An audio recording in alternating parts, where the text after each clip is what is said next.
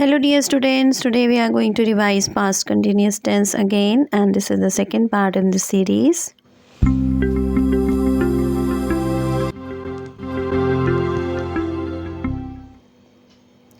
The past continuous tense is used to describe an action which was in progress at a point of time or over a period of time in the past. Past continuous tense का usage आज हम करने वाले हैं। तो उसका first use ये है कि जब भी हम किसी पास्ट में किसी एक्शन की बात कर रहे होते हैं कि कोई काम चल रहा था, ठीक है, एक पॉइंट ऑफ टाइम यानी कि एक पर्टिकुलर टाइम पर चल रहा था, या एक over a period of time यानी कि इतने बजे से लेकर इतने बजे तक चल रहा था, ठीक है, तो वहाँ पर हम करते हैं पास्ट कंटिन्यूस टेंस यूज़। देखिए यहाँ पर एग्जांपल लिखी हुई है, I was reading a novel at 9 o'clock yesterday. कल 9 बजे मैं एक नावल पढ़ रहा था। People were watching the show with immense interest. लोग शो को बहुत ही ज़्यादा इंटरेस्ट के साथ देख रहे थे। इमेंस का मीनिंग होता है बहुत ज़्यादा, ठीक है।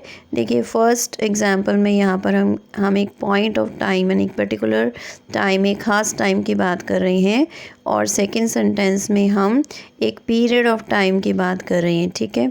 अब हम देखते हैं नेक्स्ट यूज़ इसका। It is use to express an action that was in progress when another action took place, ठीक है। कोई भी एक्शन चल रहा था जब कोई और एक्शन हुआ। I was listening to music when I saw your message.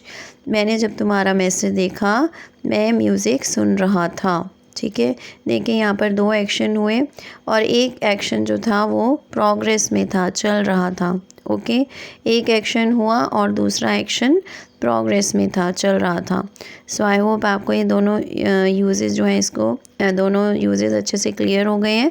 अब हम देखते हैं नेक्स्ट उसका use, to describe two actions which were going on at the same time in the past.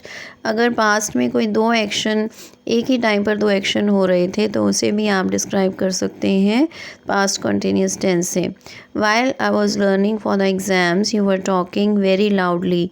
जब मैं एग्ज़ाम्स की तैयारी कर रहा था तुम बहुत ज़ोर से बोल रहे थे, ठीक है। तो दोनों एक्शन जो हैं वो एक ही टाइम पर हुए। एक पर्सन जो है वो एग्ज़ाम्स की तैयारी कर रहा था और दूसरा पर्सन ज़ोर से बोल रहा था।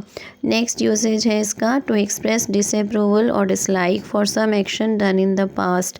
कोई भी एक्शन पास्ट में जो हुआ और वो अच्छा नहीं लगता था, ठीक है, तो आप वहाँ पर इसे यूज़ कर सकते हैं। He was constantly asking foolish questions, they were always grumbling.